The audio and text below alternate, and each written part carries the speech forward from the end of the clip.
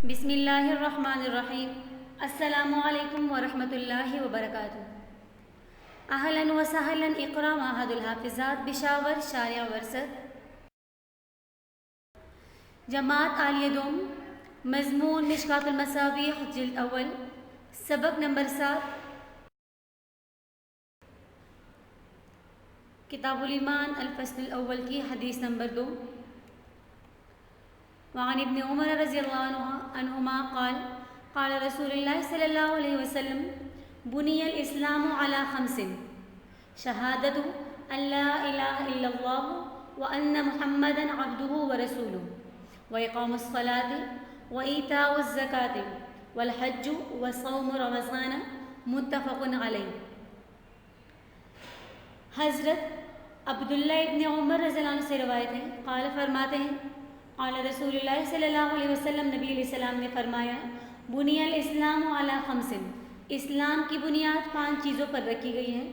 شہادت و گواہی دینا، اللہ الہ الا اللہ، اس بات کی کہ اللہ کے سوا کوئی معبود نہیں، وان محمد عبدہ ورسولہ، اور محمد صلی اللہ علیہ وسلم اللہ کے بندے اور اس کے رسول ہیں، واقام الصلاۃ، اور نماز قائم کرنا، نماز پابندی سے پڑھنا، وایتاء الزکاۃ، اور زکوٰۃ ادا کرنا، والحج، اور حج کرنا، وصوم رمضان، اور رمضان کے روزے رکھنا۔ حدیث کے راوی عبداللہ ابن عمر کے حالات، نام ان کا عبداللہ اور کنیت ان کی ابن عمر۔ یہ حضرت عمر ابن خطاب رضی اللہ عنہ کے بیٹے ہیں، جو کہ دوسرے خلیفہ تھے، قریشی و ادبی ہیں۔ اپنے والد صاحب کے ساتھ مکہ میں بچپن میں ہی ایمان لے آئے تھے۔ یہ غزوہ بدر میں شریک نہیں ہوئے، غزوہ احد میں ان کی شرکت مختلف ہی ہے۔ صحیح بات یہ ہے کہ سب سے پہلا غزوہ جس میں یہ شریک ہوئے غزوہ خندق ہے۔ بعض نے یہ بیان کیا کہ بدر کے دن بچہ ہونے کی وجہ سے بھرتی نہیں کیے گئے، اور نبی علیہ السلام نے ان کو احد کے دن شریک ہونے کی اجازت دے دی تھی۔ اور ایک روایت یہ ہے کہ یوم احد میں آپ کو واپس کر دیا، اس لیے کہ اس وقت ان کی عمر 14 سال کی تھی، اور اس کے بعد غزوہ خندق میں اور دوسرے تمام غزوات میں یہ شریک ہوئے ہیں۔ حضرت عبداللہ ابن عمر بڑے علم، زہد، تقوی، پرہیزگاری والے تھے، معاملات میں بڑی دیکھ بھال اور احتیاط کیا کرتے تھے۔ جابر ابن عبداللہ رضی اللہ عنہ نے فرمایا کہ ہم میں سے کوئی ایسا نہیں بچا تھا کہ دنیا اس پر مائل ہو گئی تھی اور وہ دنیا کی طرف جھک گیا، سوائے عبداللہ ابن عمر، سوائے حضرت عمر اور ان کے بیٹے عبداللہ ابن عمر کے۔ اس طرح حضرت میمون رضی اللہ عنہ بن مہران کا قول یہ ہے کہ میں نے حضرت ابن عمر سے زیادہ محتاط اور پرہیزگار کسی کو نہیں دیکھا، اور حضرت عبداللہ ابن عباس سے زیادہ کسی کو عالم نہیں پایا۔ اس طرح حضرت نافع رضی اللہ عنہ نے فرمایا کہ حضرت عبداللہ ابن عمر نے اپنی حیات میں 1000 بلکہ اس سے زیادہ انسانوں کو غلامی کی قید سے آزاد کیا تھا۔ نزول وحی سے 1 سال قبل ان کی ولادت ہوئی، اور 73 ہجری میں ابن زبیر کے قتل کے 3 ماہ بعد اور بعض کے نزدیک 6 ماہ بعد انہوں نے وفات پائی۔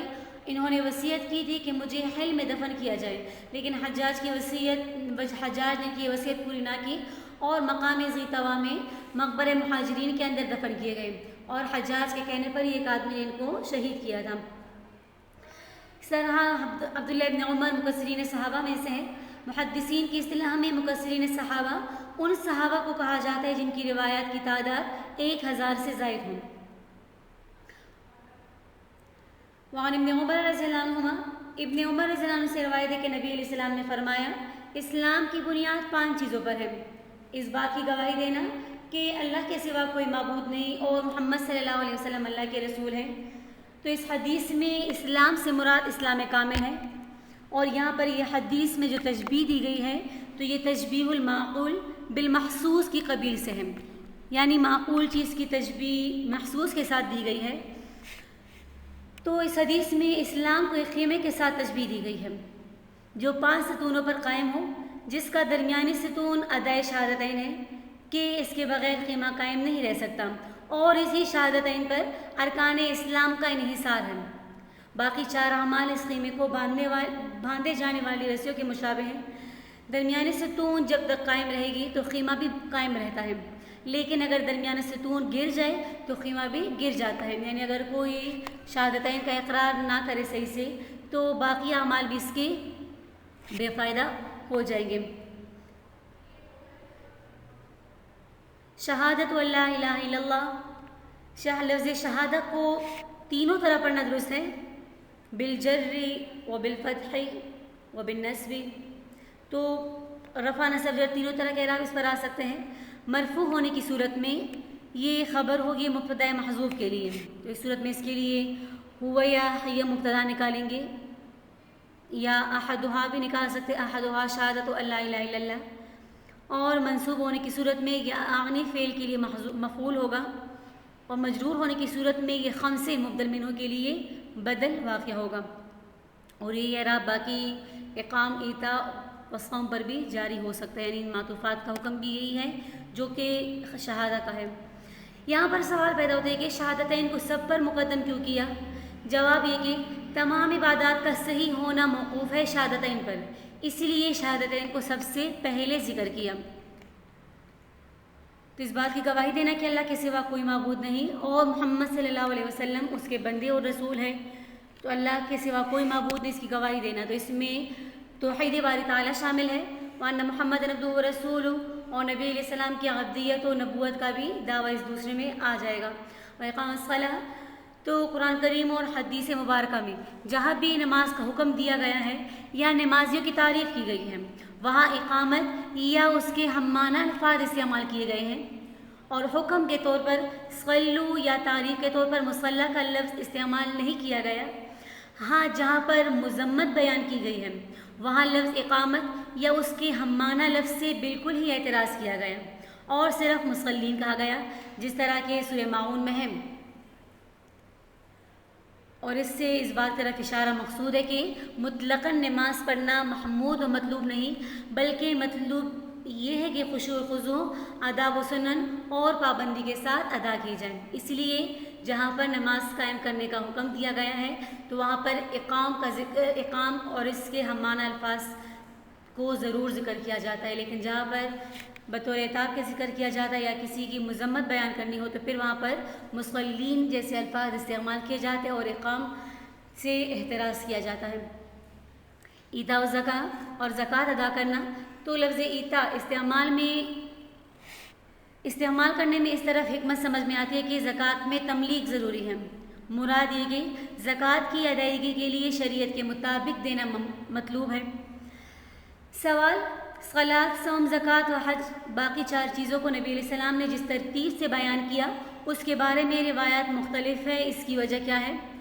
تو اس کا جواب پہلا یہ دیتے کہ وہ مطلق جمع کے لیے ہے، ترتیب مراد نہیں، اور نبی علیہ السلام کا مقصد اصل میں 5 چیزوں کو بیان کرنا تھا۔ دوسرا جواب یہ کہ عبادات کی 3 قسمیں ہیں، یومیہ، سنویہ اور عمریہ۔ نماز یومیہ عبادات میں سے ہے، روزہ و زکوٰۃ سنویہ عبادات میں سے، اور حج عمریہ عبادات میں سے ہے۔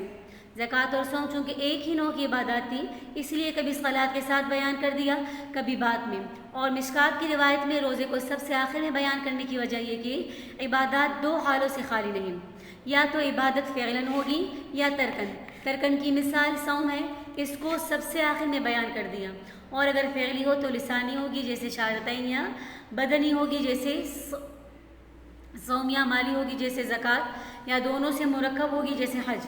تو مذکورہ تقریر سے ارکان اسلام کے 5 میں منحصر ہونے کی وجہ بھی معلوم ہو گئی، اور دوسرے عنوان سے 5 میں بند ہونے کی وجہ یہ بیان کر دے کہ اگر عبادت قولی ہو تو شہادتین ہے، عبادت غیر قولی ہو تو اس میں یا تو ترک ہوگا اور یا فعل ہوگا۔ ترک ہو تو صوم، کیونکہ صوم میں خواہشات کا ترک ہوتا ہے، اور اگر عبادت فعلی ہو تو پھر 3 صورتیں ہیں، یا تو بدنی عبادت ہوگی تو صلاۃ، یا صرف مالی ہوگی تو زکوٰۃ، یا دونوں سے مرکب تو پھر یہ حج۔ سوال یہاں پر پیدا ہوتے ہیں کہ حدیث حناف کے خلاف ہے، اس سے معلوم ہوتا ہے کہ امور 4 میں سے کسی کے ترک سے مسلمان نہیں رہتا۔ اس کا جواب یہ دیتے ہیں کہ اس حدیث میں ایمان کامل کو بیان کرنا مقصود ہے، نہ کہ نفس ایمان، کہ انسان کا ایمان تب کامل ہوتا ہے جبکہ شہادتین کے ساتھ ان باقی 4 ارکان کو بھی اچھی طرح سے ادا کرے، ورنہ اس کا ایمان کامل نہ ہوگا۔ دوسرا سوال یہاں پر یہ پیدا ہوتا ہے کہ اس حدیث میں جہاد کا ذکر نہیں کیا، تو پہلا جواب اس کا یہ دیتے کہ اس حدیث میں فرض عین کا بیان ہے اور جہاد فرض کفایہ ہے، دوسرا جواب یہ کہ حدیث میں ان ارکان خمسہ کا بیان ہے جو دائمی ہیں، جبکہ جہاد کی وقتی حالات اور واقعات کے مطابق ہی ضرورت پڑتی ہے۔ ایک تیسرا سوال یہاں پر یہ کہ اس روایت میں اسلام کا 5 اشیاء پر منحصر ہونا معلوم ہو رہا ہے کہ اسلام کے 5 ارکان ہیں، جبکہ اگلی حدیث جو آ رہی ہے ابو ہریرہ رضی اللہ عنہ کی کہ الایمان بضع و70 شعبۃ، تو اس میں 70 سے کچھ اوپر شعبوں کا ذکر ہے اور یہاں پر 5 کا، تو رفع تعارض کس طرح ہوگا؟ تو جواب اس کا یہ دیتے کہ مشہور تو 5 ہیں، باقی غیر مشہور کو ملا کر 70 سے کچھ اوپر بن جاتے ہیں، تو کوئی تعارض نہیں بن سکتا۔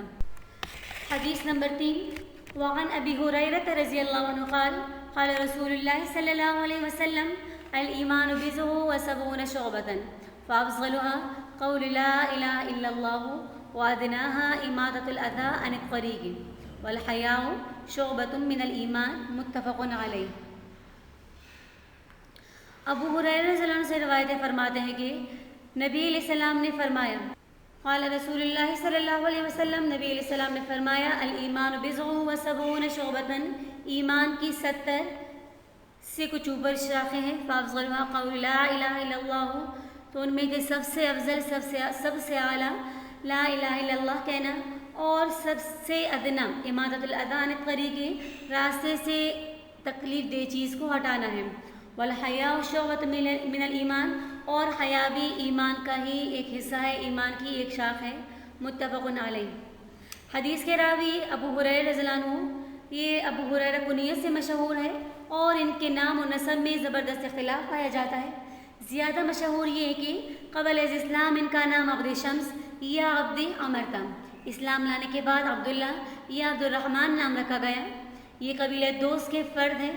حاکم ابو احمد رحمہ اللہ نے فرمایا، ہمارے نزدیک ابو ہریرہ کے نام کے بارے میں سب سے زیادہ اصح بات یہ ہے کہ ان کا نام عبد الرحمن ابن صخر تھا۔ ان کی کنیت ان کے نام پر اس طرح غالب آ گئی گویا ان کا نام ہی نہیں رکھا گیا۔ غزوہ خیبر کے سال اسلام لائے اور نبی علیہ السلام کے ہمراہ شریک ہوئے، پھر نبی علیہ السلام کے ساتھ لگ گئے اور علم کے شوق میں پابندی کے ساتھ حاضر رہنے لگے، صرف پیٹ بھر کھانے پر اکتفا کرتے۔ نبی علیہ السلام جہاں تشریف لے جاتے یہ بھی ساتھ رہتے۔ صحابہ کرام میں سب سے زیادہ قوی حفظ تھے۔ نبی علیہ السلام کے ساتھ لگے رہنے کی برکت سے ان کو وہ چیزیں مستحضر رہتی تھیں جو دوسروں کو یاد نہ ہوتی۔ خود ابو ہریرہ رضی اللہ عنہ کا بیان ہے کہ میں نے نبی علیہ السلام کی خدمت میں عرض کیا کہ اللہ کے رسول صلی اللہ علیہ وسلم، میں آپ سے بہت سی باتیں سنتا ہوں، وہ مجھے یاد نہیں رہتی۔ پھر نبی علیہ السلام نے فرمایا اپنی چادر بچھا دو، میں نے چادر بچھا دی۔ امام بخاری رحمہ اللہ نے فرمایا کہ ان کی روایت کثرت کا اندازہ اس سے ہو سکتا ہے کہ وہ 800 سے زیادہ آدمیوں سے روایت نقل کرتے ہیں، اور ان صحابہ میں ابن عمر، ابن عباس، جابر اور انس جیسے اور تابعین سب شامل ہیں۔ مدینہ میں تقریباً 57 ہجریہ 58 ہجری میں 78 سال کی عمر میں انہوں نے وفات پائی۔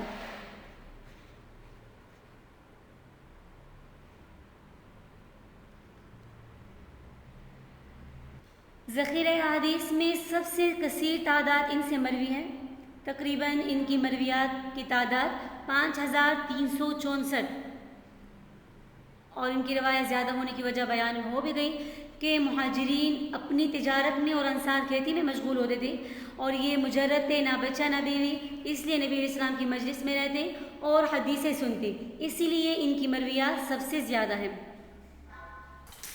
قال رسول اللہ صلی اللہ علیہ وسلم الایمان بضع و70 شعبۃ، بضع بکسر الباء، کسی چیز کے ٹکڑے کو کہا جاتا ہے، اور اس کے بارے میں کئی اقوال ہے۔ بعض کہتے ہیں کہ 1 سے لے کر 9 تک کو کہا جاتا ہے، بعض کہتے ہیں کہ 2 سے لے کر 9 تک، بعض کہتے ہیں کہ 3 سے لے کر 9 تک، مختلف اقوال ہے اس میں۔ تو اعداد میں راجح قول کے مطابق اس کا اطلاق 3 سے لے کر 9 تک آتا ہے۔ شعبۃ میں تنوین تعظیم کے لیے ہے، یعنی حیا ایمان کا ایک بہت بڑا شعبہ ہے۔ بڑا شعبہ اس لیے کہا گیا کہ یہ خود بھی ایمان کا ایک مستقل شعبہ ہے، اور دوسرے شعبوں کو پورا کرنے کے لیے یہ محرک بھی، یعنی جتنی حیا زیادہ ہوگی اتنی ہی دوسرے شعبوں کی ادائیگی زیادہ اور بہتر طریقے سے ہوگی۔ تو حدیث کا حاصل یہ ہوا کہ نبی علیہ السلام نے ایمان کو ایسے درخت کے ساتھ تشبیہ دی جو کہ زیادہ شاخوں والا ہو، اگر اس کی شاخیں اور پتے سرسبز و شاداب ہوں تو درخت بھی رونق والی رہے گی اور اس سے متعلقہ فوائد و منافع بھی حاصل کیے جا سکیں گے۔ اور اگر اس کی شاخیں اور پتے خشک ہو جائیں تو جب تک جڑ خشک نہیں ہو جاتی یہ درخت تو ہے لیکن یہ درخت بے رونق ہوگا۔ اس طرح بہت سے اعمال و اخلاق ایسے ہیں جو شجر ایمان کے لیے شاخوں کی حیثیت رکھتے ہیں۔ اگر وہ صحیح ہو تو ایمان کا درخت بھی بارونق اور شاداب ہوگا، اور اگر وہ صحیح نہ ہو تو جب تک تصدیق قلبی موجود ہے، یعنی جڑ جب تک موجود ہے، نفس ایمان موجود ہے، تو نفس ایمان تو موجود رہے گا لیکن وہ بے رونق رہے گا اور اس پر وہ ثمرات مرتب نہیں ہوں گے جو کہ کامل ایمان پر مرتب ہونے چاہیے۔ ثمرات یعنی اگر اس کی شاخیں خشک ہو جائے، اس کے باقی ارکان خشک ہو جائے، جتنے باقی شعبے اسلام کے، تو نفس ایمان کا کوئی ثمرہ نہیں ہوگا۔ جامعیت حدیث، اس حدیث میں نبی علیہ السلام نے اجمالاً 70 سے اوپر ایمانی شاخوں کا تذکرہ فرمایا۔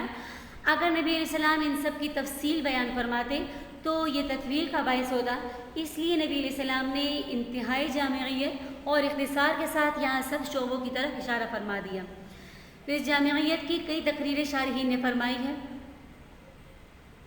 ایک تقریر تو یہ کہ ایمانی شعبے دو قسم کے ہو سکتے ہیں، ایک قولی اور دوسرا فعلی۔ قولی شعبوں میں سے قول لا الہ الا اللہ کا ذکر فرما دیا اور فعلی میں سے اماطۃ الاذی عن الطریق کا تذکرہ کیا۔ مطلب یہ ہوا کہ ایمان کی سرسبزی کے لیے تمہارے افعال بھی صحیح ہونے چاہیے اور تمہارے اقوال بھی۔ اس طرح جامعیت کی ایک تقریر یہ بھی ہو سکتی ہے کہ ایمانی شعبے دو قسم کے ہو سکتے ہیں، فعلی اور ترکی۔ فعلیات میں سے قول لا الہ الا اللہ کا ذکر کیا اور ترکیات میں سے اماطۃ الاذی عن الطریق کا۔ خلاصہ یہ ہوا کہ ایمان کامل کرنے کے لیے اپنے افعال بھی شریعت کے مطابق بنانے ہوں گے اور اپنے طرق بھی شریعت کے مطابق بنانے ہوں گے۔ اسی طرح جامعیت کی ایک تقریر یہ ہے کہ ایمانی شعبے دو قسم کے ہیں، بعض وہ شعبے جو حقوق اللہ کے قبیل سے ہیں اور بعض وہ شعبے جن کا تعلق حقوق العباد سے ہیں۔ پہلی قسم کے شعبوں میں قول لا الہ الا اللہ کا ذکر کر دیا، یہی سب سے پہلا اور اہم حق اللہ ہے، اور حقوق العباد میں سے اماطۃ الاذی عن الطریق کا ذکر کیا۔ جب دوسروں کی رکھی ہوئی تکلیف دہ چیز دور کرے گا تو خود کیسے کسی کو تکلیف پہنچا سکتا ہے۔ اور جبکہ بعض حضرات نے یہ تقریر بھی کی ہے کہ یہ حدیث جبرائیل کا اجمال ہے۔ حدیث جبرائیل میں 3 چیزوں کا بیان مقصود تھا، ایمان، اسلام اور احسان۔ یہاں ایمانیات میں سے قول لا الہ الا اللہ کا ذکر کر دیا اور اسلام میں سے اماطۃ الاذی عن الطریق کا تذکرہ کر دیا اور احسان میں سے حیا کا ذکر کر دیا۔ احسان بھی امر باطنی ہے اور حیا بھی امر باطنی ہے۔ اس حدیث میں ایمان کے شعبے بیان کیے گئے تو شعبے ایمان کی تعداد میں روایات مختلف ہیں، کل 3 قسم کی روایت آتی ہے۔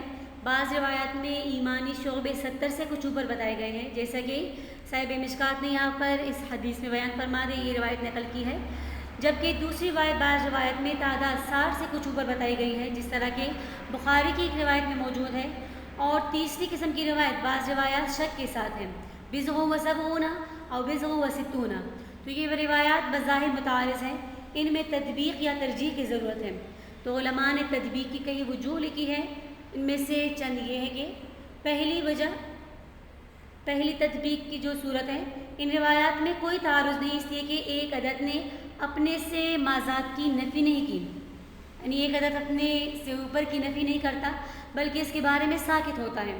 بضع و ستون والی روایت نے 60 سے اوپر چند شعبوں کا ذکر تو کیا لیکن 10 زائد کی نفی نہیں کی بلکہ اس کے بارے میں ساکت ہے۔ اور 70 والی روایت ان 10 کو بھی ثابت کر رہی ہے، پہلی ان 10 کے بارے میں ساکت ہے اور دوسری ناقد ساکت، اور ناطق میں کوئی تعارض نہیں ہوتا بلکہ تعارض تو ہوتا ہے کہ ناطق بالاثبات اور ناطق بالنفی میں، اور اس میں کوئی نفی نہیں ہوئی لہٰذا تعارض بھی نہیں ہو سکتا۔ دوسرا جواب یہ دے دیں گے تعارض تب ہوتا جب ایک ہی وقت میں دونوں باتیں فرمائی ہوتی، ہو سکتا ہے کہ پہلے نبی علیہ السلام کو وحی کے ذریعے 60 سے چند اوپر شعبوں کا علم ہوا اور اس وقت نبی علیہ السلام نے انہی کا تذکرہ فرما دیا، بعد میں وہی سے 10 اور معلوم ہو گئے، نبی علیہ السلام نے دوسری مجلس میں اس کا تذکرہ فرما دیا، یعنی نبی علیہ السلام پر اللہ کی طرف سے انعامات روز بروز آتے رہے، تو ہو سکتا ہے پہلے 60 کا علم پھر بعد میں 70 کا۔ تیسرا جواب یہ کہ تعارض اس صورت میں ہو سکتا ہے کہ جب دونوں عدد تحدید پر محمول کیے جائیں، یہاں دونوں عدد تحدید کے لیے بلکہ تکثیر کے لیے ہیں، یعنی دونوں روایات میں یہ بتانا مقصود ہے کہ ایمان کے بہت سے شعبے ہیں، کسی خاص عدد کی تحدید بیان کرنا مقصود نہیں، حد بیان کرنا مقصود نہیں۔ جب دونوں روایتوں میں ایک ہی بات یعنی دونوں روایت میں ایک ہی بات کرنا مقصود ہے، لہٰذا تعارض بھی نہیں ہو سکتا۔ چوتھا جواب یہ دیتے کہ عدد اقل عدد اکثر کے منافی نہیں، جس طرح کہ پہلے قول سے معلوم ہو گیا۔ اور اس طرح پانچواں جواب یہ دیتے کہ بعض اوقات جنس میں خاص نوع ہوتی ہے کہ اسے جنس سے مستقل شمار کرتے ہیں، اگر اجناس شمار کرے تو عدد کم ہوگا اور اگر انواع کو شمار کرے تو عدد زیادہ ہوگا۔ یہاں پر بھی اس حدیث میں یہی اجناس اور انواع والا معاملہ تھا۔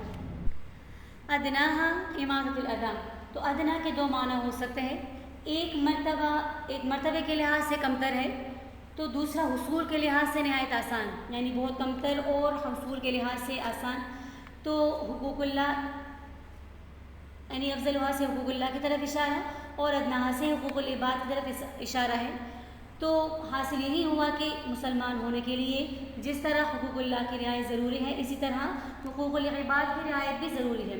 پھر حقوق اللہ میں سب سے اعلیٰ کو اور حقوق العباد میں سب سے ادنا کو ذکر کیا کہ ان کے درمیان جتنے حقوق تھے وہ اس میں آ گئے۔ سوال یہاں پر پیدا ہوتا ہے کہ لوگوں کو اپنی تکلیف سے بچانا تو اونچے درجے کی عبادت ہے، تو یہاں پر نبی علیہ السلام نے کیسے اس کو ادنا فرمایا؟ اس کا جواب یہ دیتے کہ اس کو ادنا دوسرے شعبوں کے اعتبار سے کہا گیا ہے، اگرچہ فی ذات ہی یہ اونچی چیز ہے۔ اماطۃ الاذی، اس میں دونوں صورتیں آ گئیں، پہلی صورت کے راستے میں ایذا والی چیز کو ہٹا دینا، اور دوسری صورت ابتدا سے ہی تکلیف دہ چیز راستے میں نہ ڈالنا۔ افضلها لا الہ الا اللہ میں سوال پیدا ہوتے کہ صرف لا الہ الا اللہ کہنے سے تو آدمی مسلمان نہیں ہوتا جب تک کہ محمد الرسول اللہ نہ کہے، پھر لا الہ الا اللہ کیسے افضل ہوا؟ تو پہلا جواب اس کا یہ دیتے کہ یہاں جز کو ذکر کر کے کل یعنی پورا کلمہ مراد لیا ہے۔ دوسرا جواب یہ کہ اعلیٰ یعنی افضل ہونا اسلام کے کافی ہونے کو مستلزم نہیں۔ اور تیسرا جواب یہ کہ جب اقرار توحید کی نسبت ہو تو باقی امور صوم وغیرہ کی طرف تو ان کے اعتبار سے لا الہ الا اللہ افضل ہے۔ الحیاء شعبۃ من الایمان، حیا ایمان کا حصہ ہے۔ حیا کی تعریف یہ بیان کی گئی ہے کہ حیا وہ ملکہ ہے جو حرکات قبیحہ سے بچنے پر انسان کو ابھارتا ہے، انسان کو برانگیختہ کرتا ہے اور صاحب حق کے حق میں کوتاہی کرنے سے روکتا ہے۔ حیا وہ ملکہ ہے جو برے حرکات قبیحہ سے بچنے پر انسان کو برانگیختہ کرتا اور صاحب حق کے حق میں کوتاہی کرنے سے روکتا ہے۔ یہاں پر حیا کا ذکر ایمان کے شعبوں میں اجمالاً تو ہو گیا، بضع و سبعون شعبۃ، لیکن اس کو مستقلاً یعنی علیحدہ اس لیے ذکر کیا کہ یہ شعبہ ایمان کے باقی شعبوں کی طرف داعی بنتا ہے۔ جس انسان میں حیا ہو وہ دنیا اور آخرت دونوں کی رسوائی سے ڈرتا ہے، اور جس میں حیا نہ ہو اس کو کسی قسم کی رسوائی کا احساس نہیں ہوتا۔ اس لیے حدیث میں فرمایا گیا اذا لم تستحی فاصنع ما شئت، یعنی اگر تم میں حیا نہ ہو تو پھر تمہارا جو جی چاہے کرو۔ اور اس دوسری حدیث میں آتا ہے اذا فاتک الحیا فاصنع ما شئت، جب تم سے حیا فوت ہو جائے تو پھر تمہارا جو جی چاہے وہ کرو۔ اس طرح جس طرح ایمان گناہوں سے روکتا ہے اس طرح حیا بھی گناہوں سے روکتی ہے، اسی وجہ سے حیا کو مستقلاً ذکر کیا گیا۔ سوال پیدا ہوتا ہے یہاں پر حیا تو غیر مسلم اقوام میں بھی پائی جاتی ہے، پھر اس کو ایمان کا شعبہ کیسے قرار دیا؟ جواب یہ کہ کافر چونکہ مالک حقیقی سے حیا نہیں کرتا، اس لیے اس کے اندر جو حیا ہے وہ حیا حقیقی نہیں بلکہ حیا رسمی ہے۔ سوال، حیا تو فطری اور غیر اختیاری چیز ہے جبکہ ایمان کی سب خصلتیں اختیاری ہوتی ہیں۔ پہلا جواب اس کا یہ دیتے کہ حیا کی دو قسمیں ہیں، حیا طبعی کہ اپنی طبعیت کی ملامت کی وجہ سے نامناسب کام چھوڑ دینا، اور دوسری قسم حیا شرعی کہ شارع علیہ السلام کی وجہ سے نامناسب کام کو چھوڑ دینا۔ تو یہاں پر حیا شرعی مراد ہے جو کہ اختیاری ہے نہ کہ طبعی۔ دوسرا جواب یہ دیتے کہ حیا اگرچہ طبعی اور خلقی ہے لیکن اس کا استعمال کسبی ہے، اس کسبی استعمال کی وجہ سے اس کو ایمان کا شعبہ قرار دیا گیا۔ اور تیسرا جواب یہ کہ اس حیا سے مراد کسبی حیا ہے جو کسی عمل پر دوام اختیار کرنے کی وجہ سے حاصل ہوتی ہے، جیسے نماز کے عادی شخص کو ترک نماز سے حیا مانے ہوتی ہے، ایسے ہی داڑھی والے شخص کو داڑھی کٹانے سے حیا مانے ہوتی ہے۔ اور چوتھا جواب یہ کہ ایمان کے شعبے متقارب مفہوم ہونے کی وجہ سے بعض نے علیحدہ ذکر کیا اور بعض نے اس کو اکٹھے ذکر کیا۔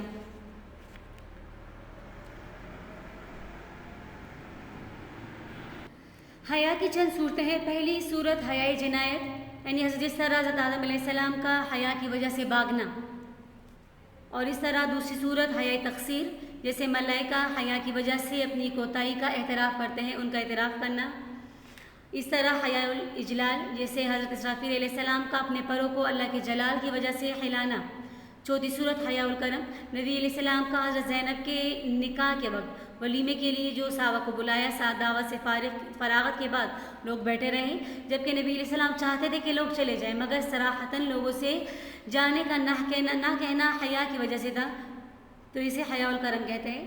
اور پانچویں قسم صورت حیاء حشمت، جیسے حضرت علی رضی اللہ عنہ کا نبی علیہ السلام سے مزی کا مسئلہ دریافت کرنے کے لیے حضرت مقداد کو بھیجنا، حیا کی وجہ سے۔ اس طرح حیاء استحقاق، اپنے نفس کو کمتر سمجھتے ہوئے اللہ سے سوال کرنے سے حیا کرنا، جیسے حضرت موسیٰ علیہ السلام کے بارے میں آتا ہے کہ ان کو دنیا میں کوئی ضرورت پیش آتی تو اللہ سے مانگنے سے حیا کرتے۔ اسی طرح حیاء انعام، اللہ تعالیٰ کا بندے سے حیا کرنا، جیسے کہ جب اللہ تعالیٰ اپنے بندے کو پرصراط عبور کرا کے اس کو مختوم کتاب، یعنی ایسی کتاب جس پر مہر لگی ہوگی، دیں گے، اور بندے سے کہا جائے گا کہ اس میں جو کچھ لکھا ہے وہ تم سے صادر ہوا ہے، لیکن پرصراط عبور کرنے سے پہلے اس کو تمہارے اوپر ظاہر نہیں کیا، لہٰذا تم جنت میں چلے جاؤ اور تمہارے سارے گناہ بخش دیے گئے ہیں۔ تو یہ حیا کی کچھ صورتیں تھیں۔ اب یہاں پر ایک بات ہے کہ رکن اور شعبہ میں فرق ہے۔ احادیث میں بعض اعمال کو رکن اور بعض کو شعبہ قرار دیا گیا ہے، تو اس سے معلوم ہوتا ہے کہ اس کی غرض اعمال کے درمیان باہمی تفاوت کو بتلانا ہے، باہمی فرق بتانا ہے، کہ جن کو ارکان کہا گیا ہے یعنی ان اعمال کی حیثیت کچھ بلند ہے، اور جن کو شعبہ کہا گیا ہے ان کی حیثیت ایک شاخ سی ہے، کہ جس کے کٹنے سے درخت کو کچھ نقصان نہیں پہنچتا، صرف درخت کی خوبصورتی اور کمال میں فرق پڑتا ہے۔ گویا ایمان ایک جڑ ہے اور اس سے صادر ہونے والے اعمال شاخ ہیں۔ جس طرح درخت کا کمال شاخ پر موقوف ہے، اسی طرح ایمان کا کمال اعمال پر موقوف ہے۔